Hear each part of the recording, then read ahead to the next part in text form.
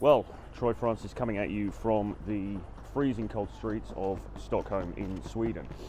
Is it possible to be too lazy to date? I think it might be, actually. I think I'm getting to the point now where actual just genuine bone idle laziness is the thing that is preventing me from being in a relationship with anybody. It just seems like a lot of effort, to be quite frank. I mean, obviously people who follow the channel and know what I do and stuff, they will know that I travel quite a lot with work and to make content and so on.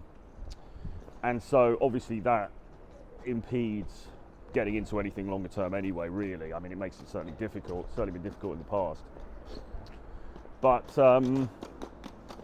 just recently, or well, not so recently, a little while back, I met somebody and we were kind of hanging out, and we had went out a few times, had some good times together and so on and so forth. And there was, it was progressing as these things normally progress. You start seeing each other, you hang out, you kind of hook up or whatever, you realize you like each other, it's all going well. The normal thing, really, most of the time in that situation is, you just carry on. You carry on and you guys are seeing one another, and you explore it further, you see where it goes, kind of thing. I got to the point of, a few weeks in, a couple of weeks in, and then I was traveling as well, so that added some more time into the equation. But a couple of weeks in, and I just couldn't be bothered to carry on with it, really. And I don't even know why. I don't even know why. I mean, the woman in question, very attractive. We got on very well. We had a great time together, conversationally, and we had similar interests in certain things, and it was all great. It was all great. There was no problem. Well, I mean, there were some problems, actually. There were some. I guess it would be fair to say there were some red flags there. Probably more my red flags than hers, but But I've never been one to stop at a red flag before. I've usually sort of seen a red flag more as a green for go sign than as anything to bring a relationship to an end. So that wasn't the main thing, really. The overriding feeling that I experienced was ennui. Really, ennui, meaning boredom in the French. It was just this sense of, I just really couldn't be bothered. And why is that? It's a feature of getting old, I think, or getting older, that your bandwidth with relationships and with what you want to do with your time starts to get more and more constrained as you go on. And actually, for me, what do I like doing these days? I mean, it used to be, in my 20s, right, I was going to clubs, bars, literally every night of the week. I was out partying, and if I wasn't doing that, I was on dates, and I was meeting different women, and I was just having an amazing time, or what I thought was an amazing time at that point. So the street looks quite nice, actually. I was doing just all of this stuff. I was out the whole time. I had loads and loads of energy. I think you have less energy as you get older, or at least, it's not that I don't have energy, but I have less energy for things that ultimately I know are not really going to fulfill me, or are not really going to sort of get me anywhere in the long term, What I like doing these days is making content like this. Obviously, I like traveling. I like writing. I like helping other people in whatever small way that I can. I like going to recovery meetings. And I like solitude. I like going home and closing the door and putting on the radio, or watching something on the laptop and kind of isolating, really. I mean, I quite like doing that. And the fact of the matter is that dating and having girlfriends and even not girlfriends, but just somebody that you're seeing, it takes up a lot of mental firmware. It takes up a lot of bandwidth, and it's taxing and it's tiring. And maybe it's an age thing. Maybe it's just one's tastes change over time, or one's needs change over time, or one's inclinations change over time. But ultimately, this one, I just got to the point of, I just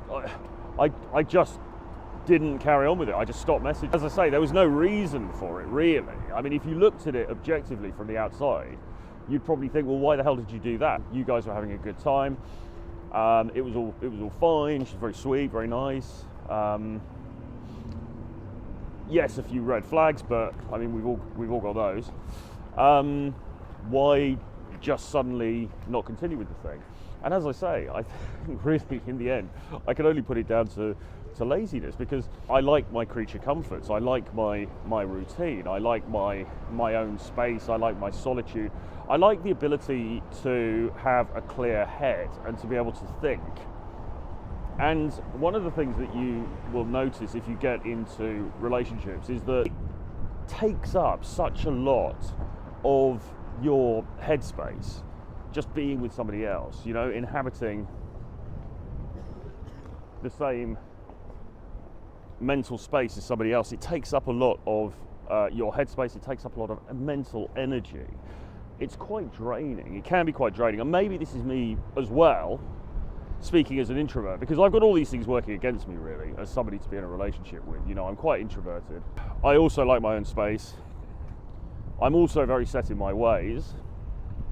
So I don't really like people messing with my routine, you know, making me stay up later than I want to and not get the sleep that I want to get and things like this.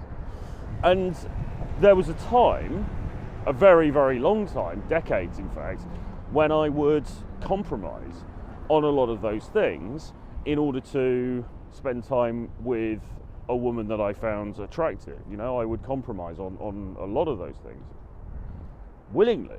You know, the question wouldn't even come into my mind. It would just be like, yeah, of course I'm going to compromise on those things, because look, there's this really pretty girl and she wants to stay up until 4 a.m. so I'm going to stay up till 4 a.m. And as I get older, the inclination to do that is simply no longer there. And the desire for creature comforts, or for my own routine, or for the things that I want to do, is greater than the desire to date, you know, whoever it is on this occasion. Is it right to call that laziness?